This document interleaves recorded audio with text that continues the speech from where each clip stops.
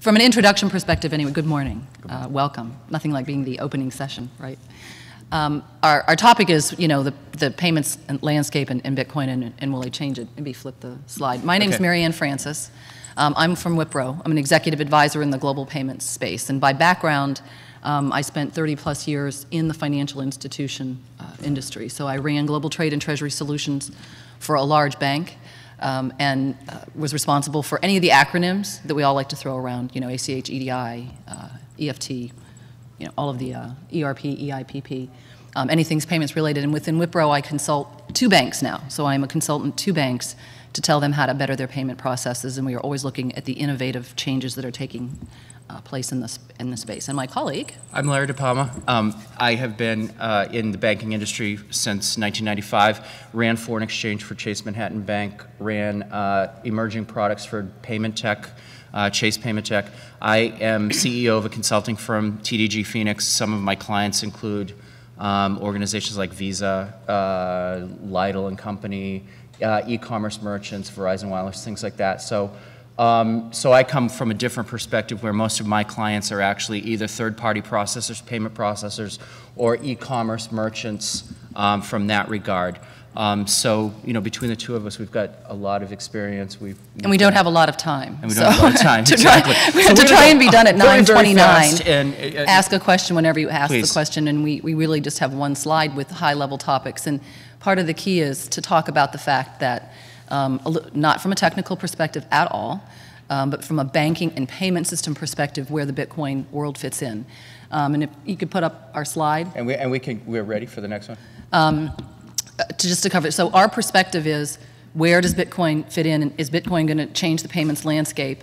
And I guess I want to almost reverse that and say the payments landscape and Bitcoin haven't really partnered and interacted in a formal way. They haven't danced together yet, because Bitcoin considers itself to be a currency almost outside. It's an additional. So the real question I think that we have to face that we don't have the answers for is, will the payments landscape change Bitcoin? So I think there's a dynamic on both sides. And as Larry said in the beginning, we are not in any shape or form being negative. What we are saying is this is how the payment system is currently looking at and discussing what's going on with Bitcoin, because they can't wrap their head around it. And if FinCEN is already recognizing this, the government is always the last to get a clue. These guys are already on top of Bitcoin. They're on top of this, and it's getting a lot of high-level exposure, which means somebody's doing something really, really good. But they're also looking at it as as something that is really visible. So when you think about the innovations that are happening here, it's the high. What is it? The more visible you get, the more they want to knock you down. So there's great. There are a lot of opportunities, but just know when FinCEN is already making commentary about this, this is pretty high profile. So this is one of these things where it's gonna go at the speed of the space shuttle, if you will, or something like that. Well, and interestingly, we're so nimble that we actually copied what the Winklevosses said last night, which is we changed the slide to accommodate the, first they ignore you, then they laugh at you, and then you win. So in our view, the spectrum is past the ignore, although there are still some in the payment system that, at least in the world we work in banks, you ask what Bitcoin is, they still haven't heard of it. Mm-hmm. So there's still this huge ignorance. Then there's the folks who say, I'm not going to worry about it. Then when they move into the laugh, they're looking at the press releases that are both good and bad. Then they fight you. So I think in the spectrum, we're at the laugh and fight spot. We're somewhere in the middle there. We're somewhere in the laugh and fight spot. Okay. Now, the FTC is actually, when you think about kind of the regulatory structure, you've got FinCEN, who's already all over you. You now have, it's been mentioned that Bitcoin could be, could eventually fall under the auspices of the Commodity Futures Trading, the CFTC. And then finally, the FTC was all over Facebook credits a while back. So we're in the spot where, from a payments perspective, and we'll go down to that kind of that 4th bullet point, where when you look at the process of what this is, eventually somehow cash or US dollars has to be applied to this new currency or to this new, to this virtual currency. And the payment systems that are in existence now are working against you. So do you want to kind of walk through that? Do you mind? No, go ahead. Go ahead. So when you think about it, the way to get US dollars onto something else from a consider this a foreign exchange transaction. It's another currency. So you have to take US dollars and you have to buy something else. Okay, in order to do it, if you were to do it via a debit card, for example, somebody there has to have a merchant account to accept MasterCard, Visa, PIN debit, things like that. So that merchant account has to be underwritten. And when you say that you are a third-party processor and you deal in virtual currency, you've now removed that component from funding the FX, if you will, the exchange. There's hurdle number one, and that's not regulatory. That's the network that owns that system. So we've got a hurdle there that's prevalent, and it's in black and white. There are prohibited merchants categories, MCCs, that will say we will not do acai berry things and gambling and porn. Although I think porn's is a great opportunity. So it's whatever. It's 9 o'clock in the morning, people. Come on. But there's a hurdle there because we live by that debit card, we live by that credit card. So if you were to use this debit card to try to do internet gambling or anything like that, it wouldn't work. People cannot get a merchant account. If you try to get one, you might have to get one offshore, but it still is owned by Visa and MasterCard, and they have a prohibited merchants list. The next one is ACH. Most of the time I see people are using wire transfers to fund a Bitcoin trade because of the finality. Wire transfers out. And if you don't have a bank account, how are you going to do a wire transfer? See, there's always, if you want the anonymity, and I'm going to let Marianne kick that, there's no anonymity in using FedWire or an international wire to fund a Bitcoin transaction. So we were thinking last night, and we are the two smartest people we know, why do you want anonymity? And that's a discussion we'd like you guys to just throw out there because we understand the trading side of anonymity, but why do you need it in the payment system? And certainly no one's going to, we've come up with great ideas as far as why it's needed, but that's how the feds are looking at it. Exactly. I mean, at the end of the day, the audit trails, the benefit of anonymity that gets marketed also calls into question, why do you, in a legitimate payment transaction, need anonymity? Why is it even needed? So that's where the regulatory folks are really going to spend a lot of time because the other problem with the payment systems is they're all systems. A payment should be a payment. It should be money movement. But we've created the ACH, which has its own processes, systems, rules, regulations, acronyms. We have wire transfer, which has its own rules and systeok You have foreign exchange. And data to track, because that's the biggest to look problem at. is moving the data that goes with the transactions. Look at the credit cards, the debit cards. So those are all payment systems. There is not a payment system. Every one of those is a payment system. And so when we throw in this perceived new payment system, it's going to collide. And at the end of the day, the original payment system is where the funds come from, with some exceptions, right? You get your paycheck and you go to Walmart and you cash it, and you're kind of outside the banking system there, which is where some of the opportunity or anonymity pieces, because if you took it out, if you take the money out of your account and buy the Bitcoin, it says somewhere that that's what happened. If you don't, then you have this end-to-end anonymity that, like we said, if you choose to go that route, then you've given up the rights that come within a payment system. So, and most of us, I mean, I live by debit cards. Yeah, I would turn the question around, and why does the federal government have a right, Because they don't want you sending money to... It doesn't matter, where do they get the right? Yeah, we can't answer that question. Okay, that's what you said in the beginning. We don't have the answer, but that's just the nature of the way they... Exactly. That's, I mean, that's this thing that I wrestle with every day of my life, but, it's one of those things where if you're going to do a workaround, figure out, can you knock them down? Can we beat them? Probably not. Can we go around them? Probably. And for how long? Because again, no regulation was ever made before a crime. Everything, yeah. It's made after. So they're responders. They're not proactive. They don't understand. They don't go out looking at things. Regulations and laws come about. Yes.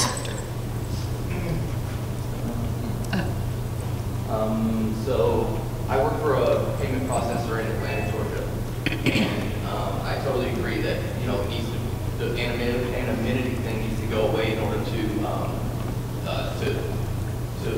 move the adoption forward into the rest of the payment space. But why, if you are an existing merchant and you are exchanging currency, what's to stop you from all of a sudden adding Bitcoin to the currency and just rolling that into your current business, and you're taking debit card payments? Why not do that?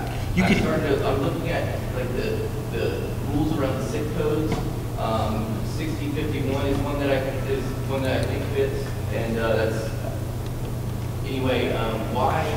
I'm not seeing the barrier, except for nobody's doing it yet. Nobody's taking a debit card. The problem, I mean, the problem that exists as a merchant, there's a few different things. First of all, the currency of the United States is US dollar. So when you take a debit transaction, you take PayPal, you take all these things, you get compensated, you get remunerated in US dollar. Now we have a Bitcoin, which is basically a foreign currency. Okay, so most merchants right now are determining whether they take Bill Me Later if they're e-commerce, or whether they do PayPal, or whether they do that type of stuff, which is now mainstream. We're talking something that's way out there. And to introduce the concept of Bitcoin to a Verizon Wireless, who really could use it, it's one of those things like, okay, now you have a currency fluctuation, you have a value fluctuation that they're not comfortable with. You've got a lot of things where it sounds logical, but it's not that easily embraced. The other thing, if I may just 1 minute, is that it's not about the merchant side, it's the anonymity between me and you. I don't know who you are, I don't know your name, but I can't see it, I don't have my contacts in, but I could transmit millions to you. And we are now money transmitters. Now you could be in Cyprus, you could be in Iran, you could be anywhere in Syria, and the government is not concerned about paying Verizon Wireless. What they're worried about is the anonymity cross-border, where funds have there's nothing to track it. In an ACH transaction, a wire, you've got the ordering party. You've got all the information of where it's going, what bank it's going to. But you also have this thing called OFAC. OFAC, and 27 other directories that you have to bounce every single one of those transactions off before Have you heard of the bank. OFAC, SDN? Specially designated nationals. If you're on that list, and they'll add you anytime they want, all transactions stop at wherever point it gets into or out of the United States regulatory environment. So so anonymity, as much as I think it's cool. If your name ends in Bin Laden, and if you're Sarah Bin Laden, you're shut down, and somebody looks at the transaction before it crosses borders. So you're talking FinCEN, but we're also talking OFAC and 27 other registries. That's just the U.S. Exactly. So the problem with the system, the challenge to the system right now is money's moving and data and information is not. And so that's why the regulators are getting a little nervous. We've got plenty of time. One of the things we were talking about last night is, for example, like breast cancer, tamoxifen, drugs like that, where people may have leftover meds that they don't need. What can we do with those? Well, you know what? We can't do anything with them. They're sitting in your closet and they have no value, because all of a sudden, if you try to sell somebody, if you want to sell somebody leftover tamoxifen or HIV meds or anything like that, you're the most wanted person by the DEA and the feds. It's social good, but you can't do that. Because even if you manage to sell back and forth, the payment system currently has enough information to track the deal. You know what I mean? Because if I sell you meds, or medical marijuana or something, 130. I may be able to send it to you, with anonymity via FedEx. But if I do it via PayPal, there's a trackable portion of the financial data. So what we see and what I see as a big opportunity, and what the feds are probably really concerned about, is there can be an anonymity in a trade of any commodity. So in this case, currency, medication, think about it. Anything could be traded anonymously. The payment system in the United States is always going to have trackability no matter what the payment method is, because a PayPal account goes to a bank account theoretically. It can always be subpoenaed. What happens in this scenario is we have anonymity in the trade and anonymity in the settlement or in the financial component. That's very, very big. And the regulators do not like that. And that's not just a U.S. phenomenon either. That's, I mean, that's the global phenomenon. So, and the interesting part with Bitcoin is that you can do transactional. I mean, we're back to liquidity and trades. Is the transaction just that, one-on-one, immediate, done and over because you sold or bought something, or is it now sitting and the value of the account is fluctuating? Now you've got the trade world and the transaction world. Do you guys know the average lifespan of a Bitcoin exchange?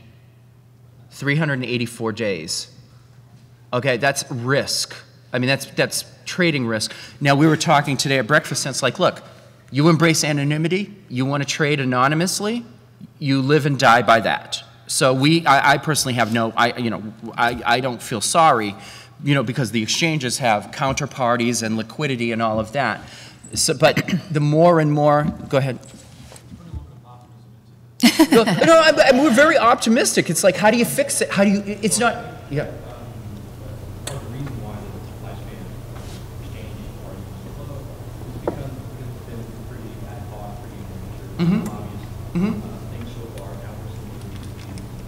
Exactly. And we're seeing FinCEN issue guidelines to say, here are our regulatory boxes. Here's how you can fit into them. Yep. And as long as the new entrants come in professional, yep. meet all requirements to fit those boxes and show visibility to all the transactions. But their visibility is not your visibility. Okay. A number, or basically a number is not visibility to the regulators. Visibility is a human being, is a name and some data that is trackable.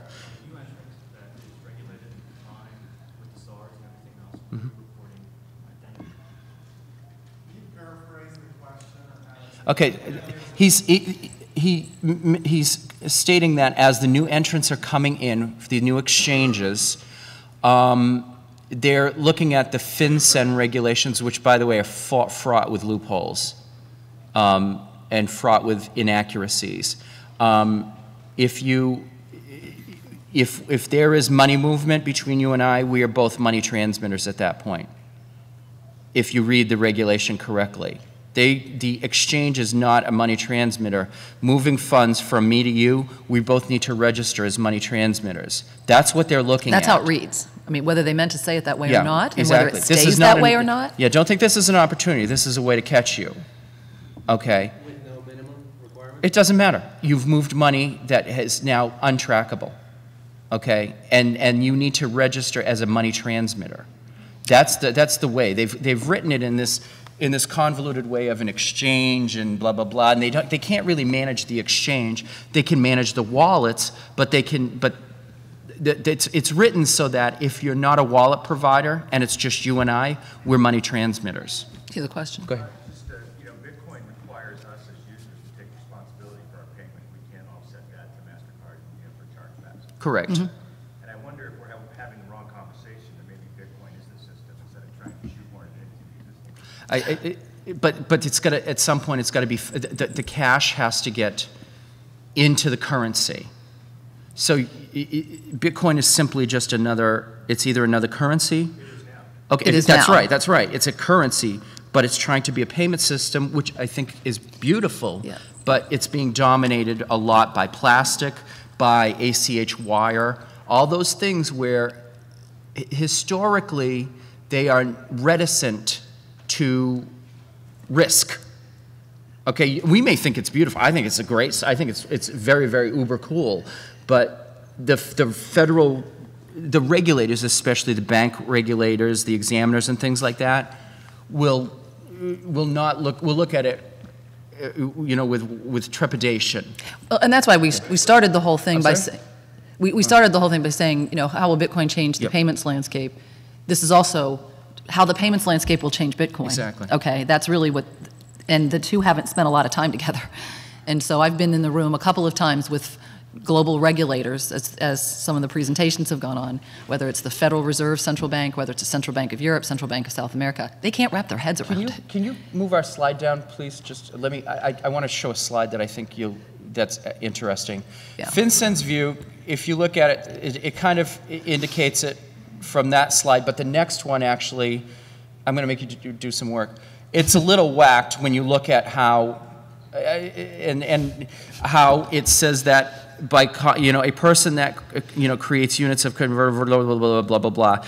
The geek that, and I guess I'm a geek, wearing Calvin Klein, that mines the Bitcoin sends something to that your money transmitters in that scenario. FinCEN is not protecting you from this view.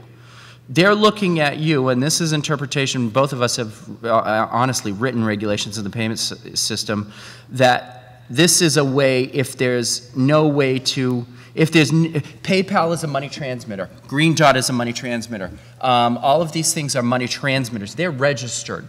So this here has no central registration, no central system, and the way to get a P2P transaction in the payment system is to literally mandate that you register as a money services business. Question. So that's, yes?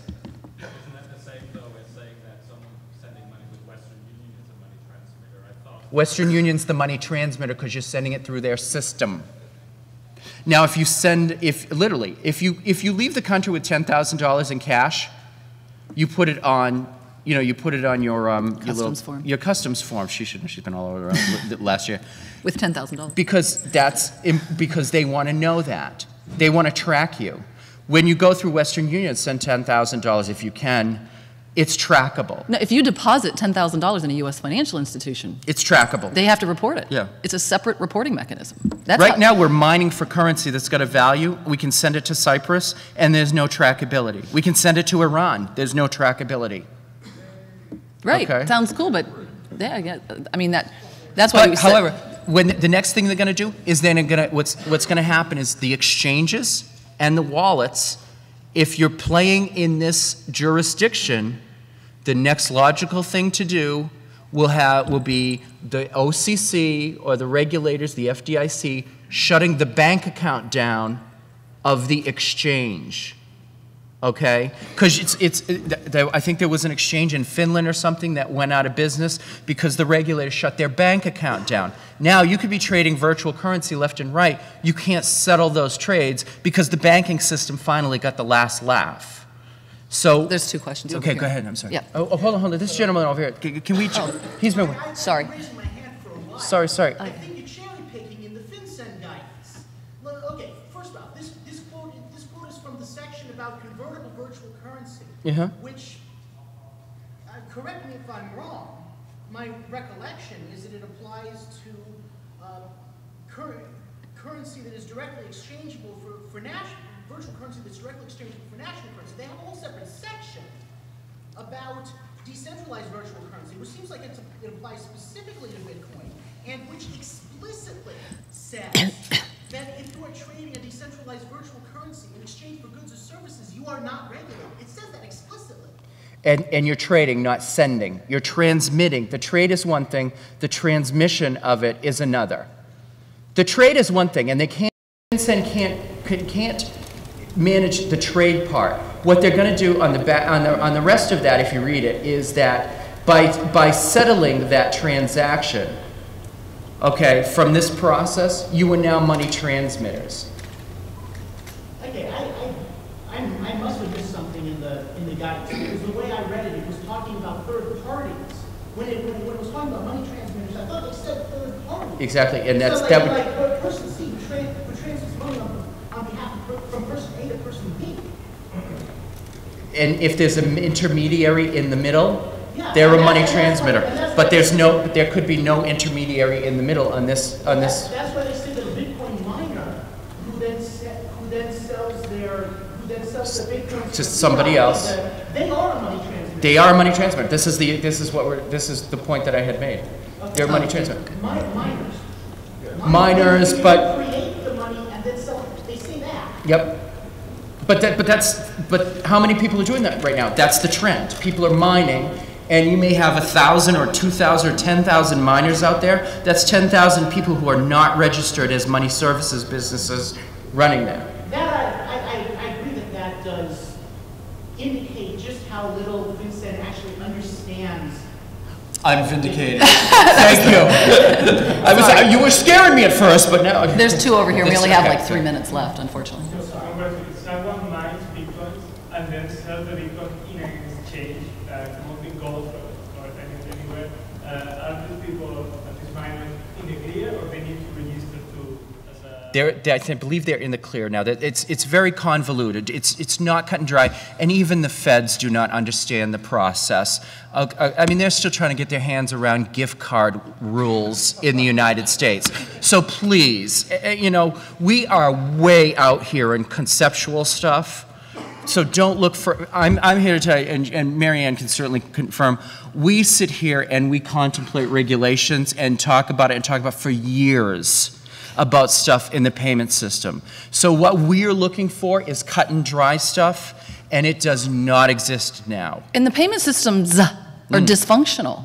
I mean, just because the money moves, you're happy, but what goes on behind the scenes is ridiculous. So, I mean, that's why we're here to say this is all really cool, but our perspective back to there's what can Bitcoin do within a payment system, and then what are those payment systems going to do to Bitcoin?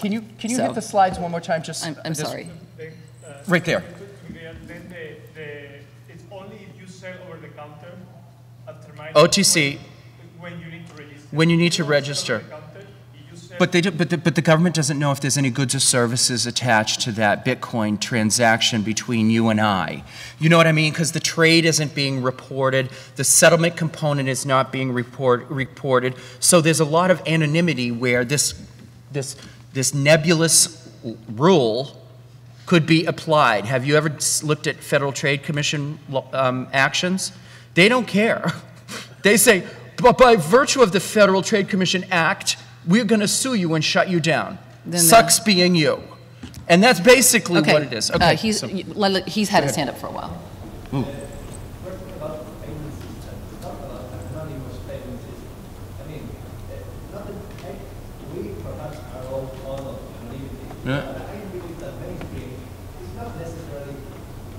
Will not necessarily adopt Bitcoin because of this anonymity. I mean, they might adopt Bitcoin because of the payment system, because of it's a way of transferring their money or holding their money or whatever it is. So that happens to be anonymous.